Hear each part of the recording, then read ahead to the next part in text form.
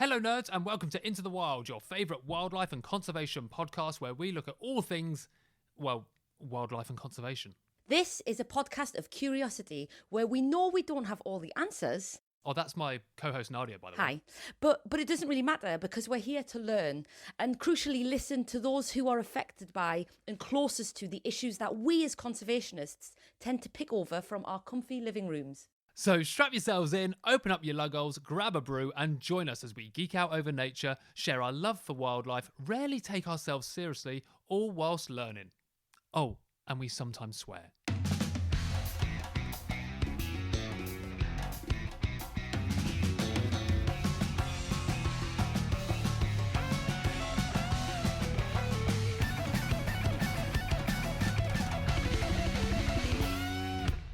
You are in a no shit, no frills kind of mood today, Ryan Dalton. Get this shit done in the can. Log off. Well, welcome to the show, nerds. Do you know what? It's mid-February. No one wants to be here. Everybody wants to be in April. Yeah, but we say that. Thanks so much for tuning into an episode, though. Yeah, really glad you're here. Hope you're having a great... How are you, Nadia? Yeah, I mean, do you know what? We are going to be British about this. Is there any other way we can be? We're going to be absolutely British about this. Yeah. Everything's great.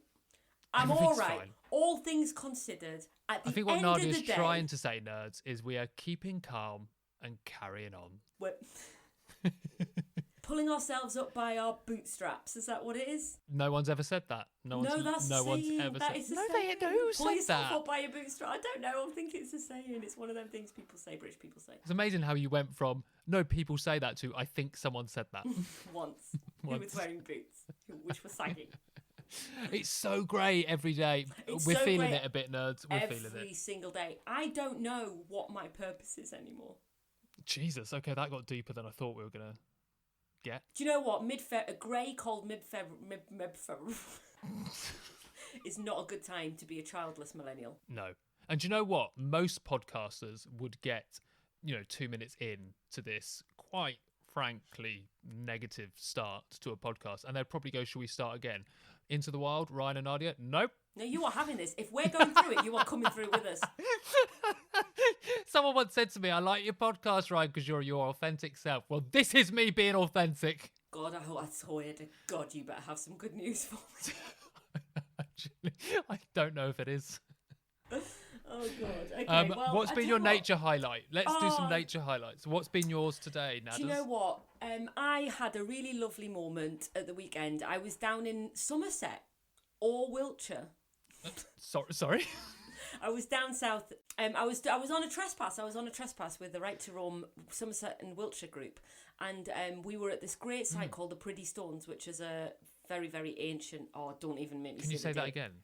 Pretty stones, pretty circles. Sorry. There's certain things Nadia says that just sound absolutely poetic in a Geordie accent, and Pretty Stones, I've found out, is one of them. And which is an ancient site where humans once did things. Nobody knows what they did thousands of years ago, but I can guess it was an important spiritual sacred site. Really beautiful trespass, actually. And as we were at this actually really important spiritual site, this flock, this murmuration of starlings, and again, a grey day.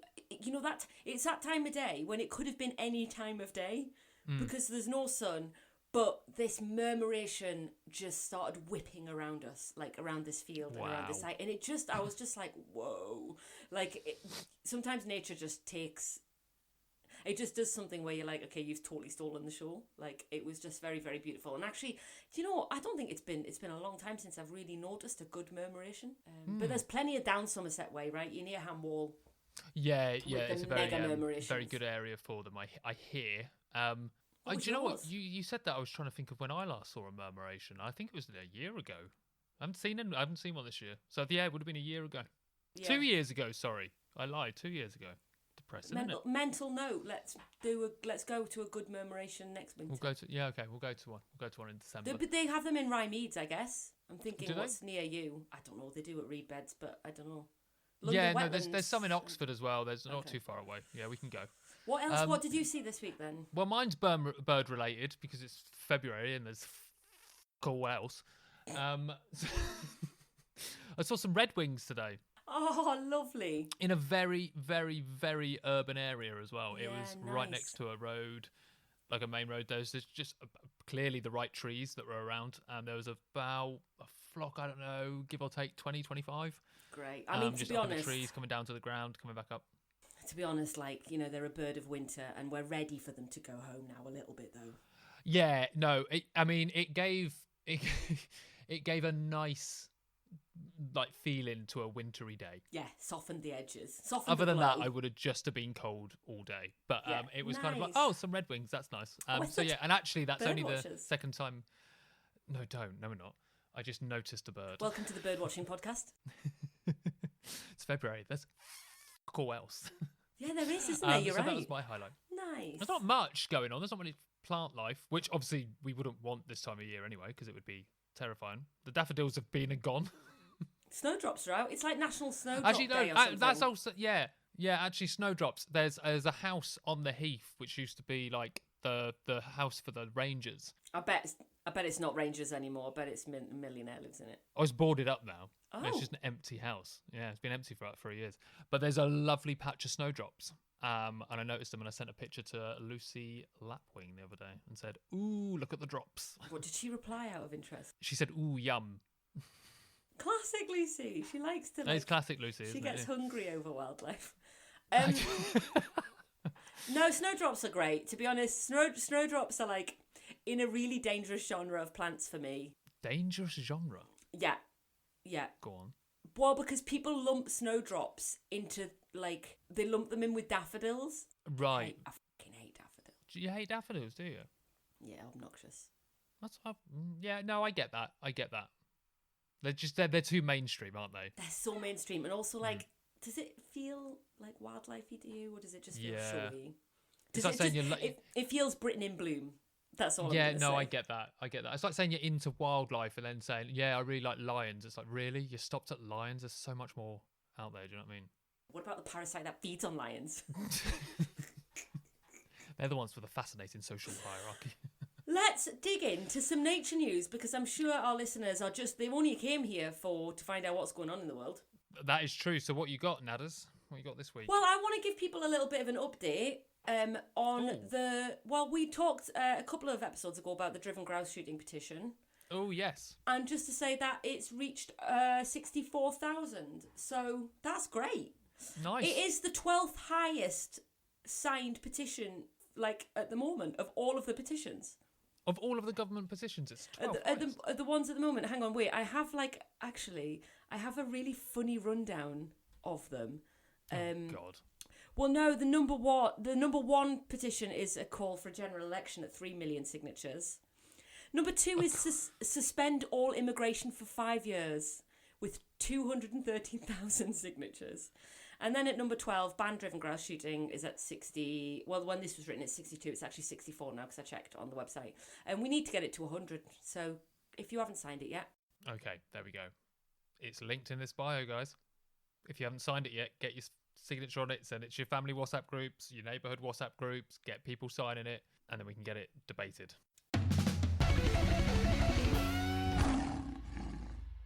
Hey nerds, sorry to interrupt the show, it's Ryan here. I just wanted to pop on to tell you something quick. We always want Into the Wild to be a free and accessible show, but it does cost to run this thing.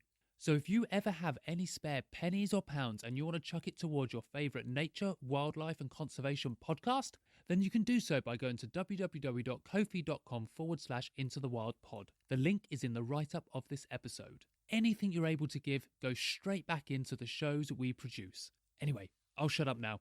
Back onto nature news.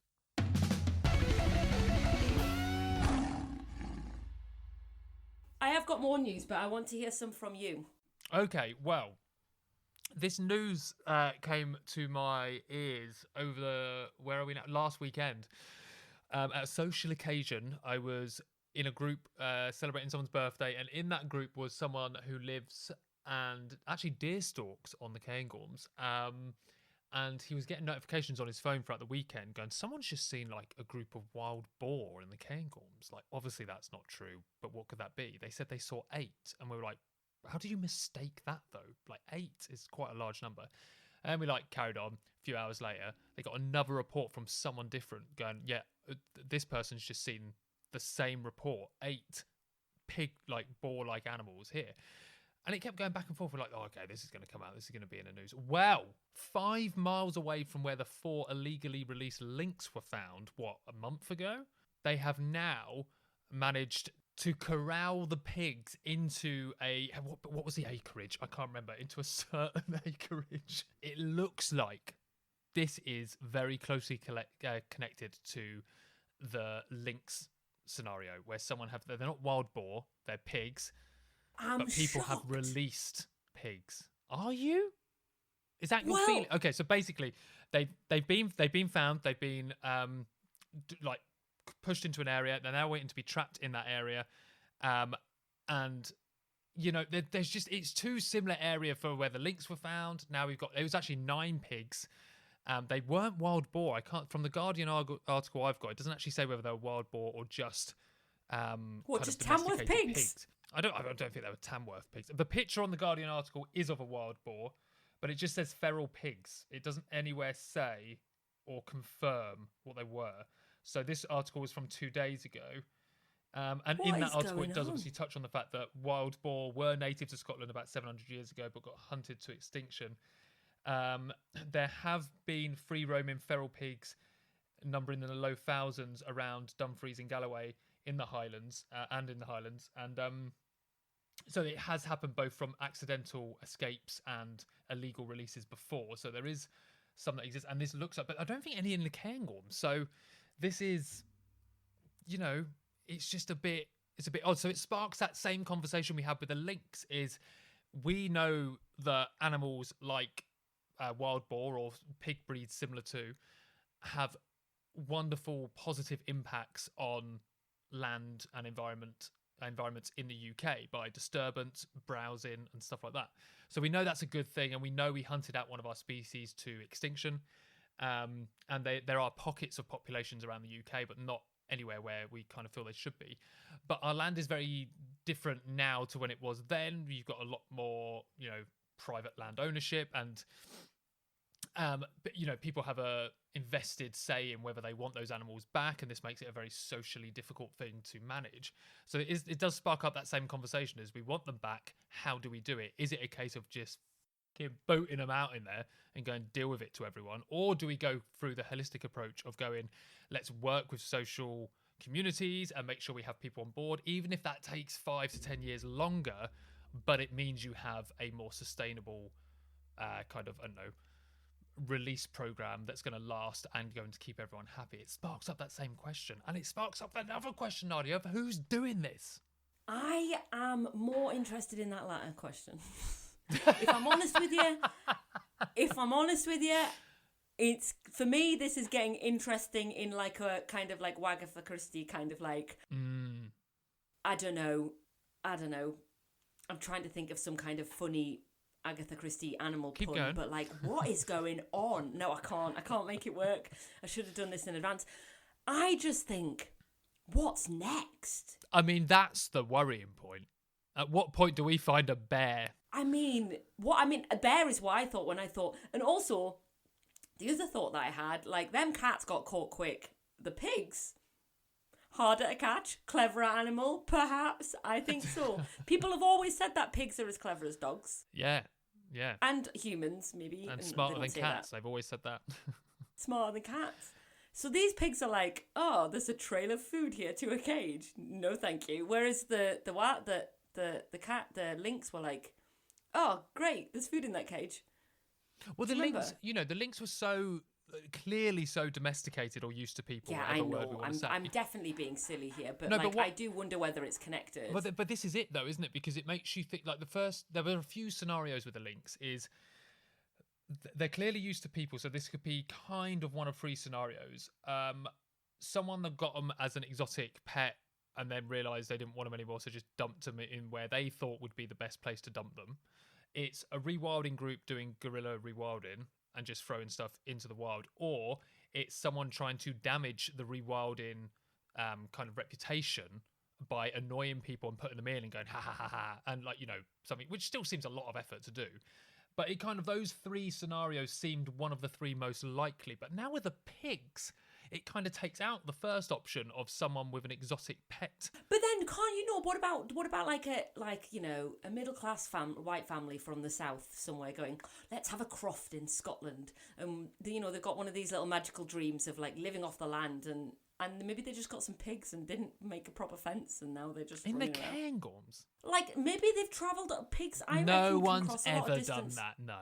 Someone's like, oh, we'll get a few pigs, have a few chickens. I'll be really honest. I don't think I've ever heard anyone in the south say the word croft. Yeah. Nadia so wanted to disagree with that and then went, no. But I can just but that whole dream of like, we'll just live off the land. Yeah, but they do it down and... here. They buy land down here. Margaret, the pigs have got out. Margaret. Unless they got out and got on the LNER all the way up. I don't know. To be honest with you, I want to see when they get captured, when and if. I want to know what kind of pigs these are before I pass judgment. Yeah, this is going to be a story that you're going to have to follow closely because I can't imagine mainstream media reporting on this twice. I really can't, unless something really big. You just need to follow Into the Wild, and we follow will us. make this a big story. I think I'm going to be following rewilding groups and kind of, specifically in Scotland and stuff like that to see, because I think there's going to be some reporting of this. I wonder whether we just have a segment to this story throughout the year. I think we just have a segment to Into the Wild Weekly News, which is what crazy shit has been released again, because actually there are releases going on all over, and actually fair point. The lepidopterists are mad for it. The moth and butterfly lot are absolutely mad, because all you have to do is take a bunch of caterpillars and chuck them somewhere else. Yeah, that's all you've got to do. And there was a story, I think, was it last year, about a butterfly that's not been found in an area in London for years. It was illegal release, wasn't it? I feel like we have a segment. Okay, well, maybe can we do? I'm listening to another podcast. I'm listening to another podcast, and I realised that the professional name for it is a sting. We needed a sting for this segment. I can't believe you're getting your knowledge about podcast terminology from another podcast. I have told you that so many times. I know. Can we do a sting for it? So anyway, that's my news. The link to the Guardian article is in the write-up of this Bio Nerds if you want to read more, and we'll follow that story as it progresses. But Nadia, what you got this week? So this is a completely different story. Let's go to the other side of the world, to our Antipodean relatives. We're off to New Zealand, and this is because the Taranaki Maunga, I think it's pronounced, which is Maori for mountain, has been granted the same legal rights as a person. Oh. So it's a peak that was formerly called Mount Egmont, or actually I say formerly called. White settlers came over and renamed a mountain that Maori had already given their name. Absolutely. That name is now, the settler name is not going to be used anymore in its primary name. Taranaki Maunga is the only name that it's going to be called from now on. So the surrounding peaks on that mountain have been granted legal personhood, becoming the country's third natural feature to gain the same rights. This made me laugh. It is one of the most symmetrical volcanic cones in the world. I don't know what that means. What does that mean? A symmetrical volcanic cone. Oh, symmetrical. I didn't hear the word symmetrical. So it has obviously considerable cultural significance to the Taranaki Maori, and its designation of legal personhood is a long-awaited acknowledgement of their relationship to it, including that it is considered an ancestor. That's amazing. So New Zealand seemed to be leading the way for recognition of rights of nature to not be destroyed, kind of like culturally smashed, disrespected, denigrated, and that they have rights, which is pretty cool.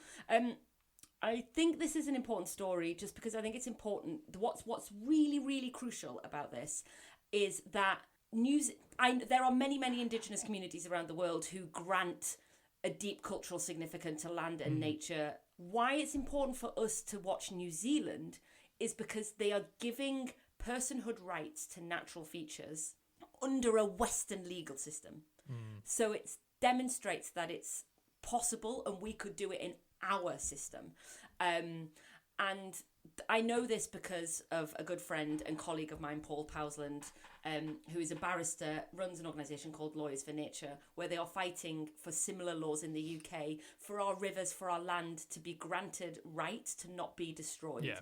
And it's really good to have these examples elsewhere. We're actually under a very, very similar, comparable Western system of law. It is not impossible to grant rights to land outside of humans. I mean, even though we've got so-called human rights, we still oppress people. Yes, but the rules and laws are there. It's one of these things where it's just like, okay, great. So actually, if gold was found in the mountain, it couldn't be mined necessarily because actually it's got the same rights as personhood. So yeah, that's really like cool that's news. nice That's story. really cool. And like you said, it's in a similar, or actually a very almost the same Western system. Amazing to see that kind of stuff going ahead and kicking off. What wonderful news. And also New Zealand is just an absolutely adorable, beautiful country. It's adorably and it's beautiful. Adorably? It's adorable and beautiful. They still have a lot of the same issues, it very, very intensively and very intensive agriculture. A lot of New Zealand is pasture and grazing.